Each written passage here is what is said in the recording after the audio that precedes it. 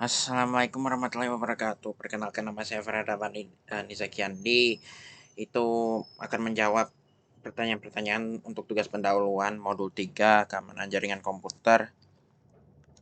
Buat yang pertama itu tantangan spesifik yang akan dihadapi ABC Financial Services itu misalnya kayak phishing atau social engineering yang sama ransomware yang mengincar-incar pengguna untuk mengambil uang atau informasi pribadinya, DDoS, terus supply chain attack dan black backdrop, sama macam injection ini yang bisa mengganggu database, peretasan cryptocurrency dan cyber warfare. Nah, malware. Nah, kalau supply chain. Oke.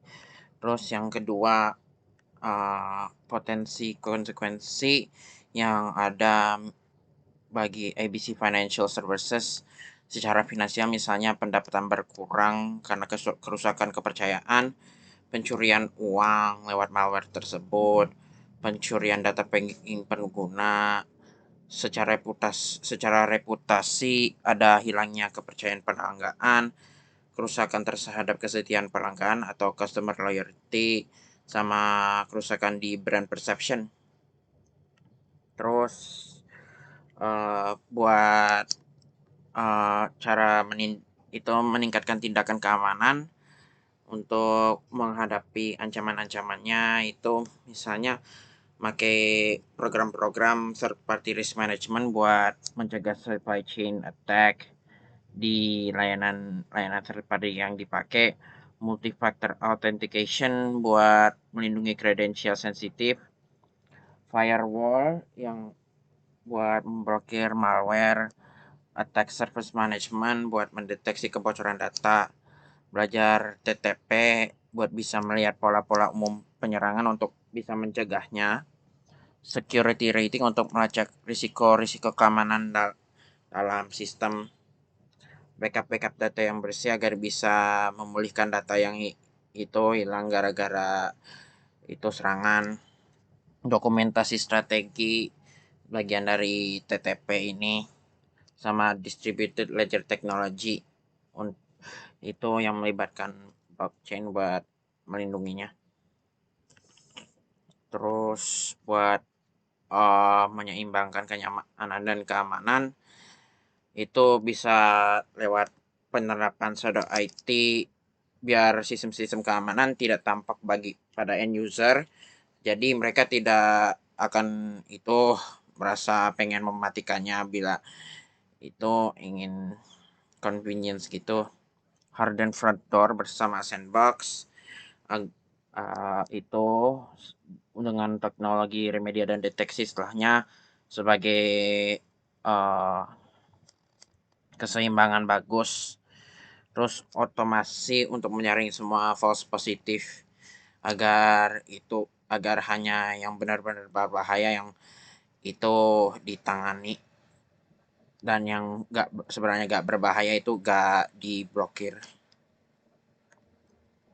Kalau buat peran yang dimainkan buat pelatihan kesadaran itu menjaga keamanan, kewaspadaan, sama meningkatkan pengetahuan terhadap ancaman-ancaman yang selalu ada dan baru, serta solusi-solusi baru dan yang ada.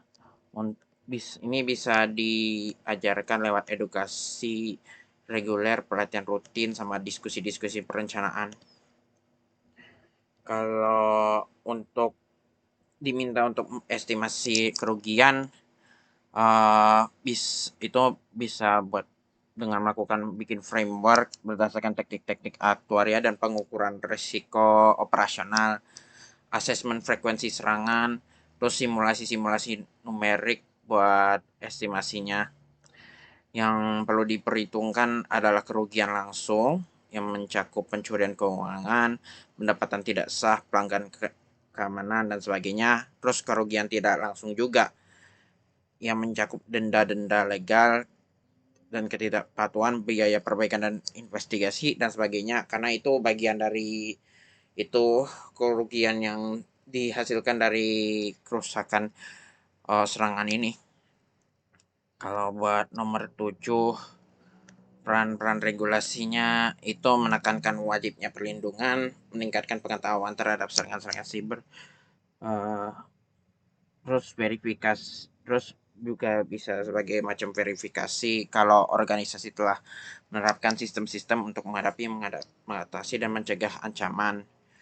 Kalau gagal dipatuhi itu bisa ada konsekuensi penalti legal dan denda ketidakpatuhan.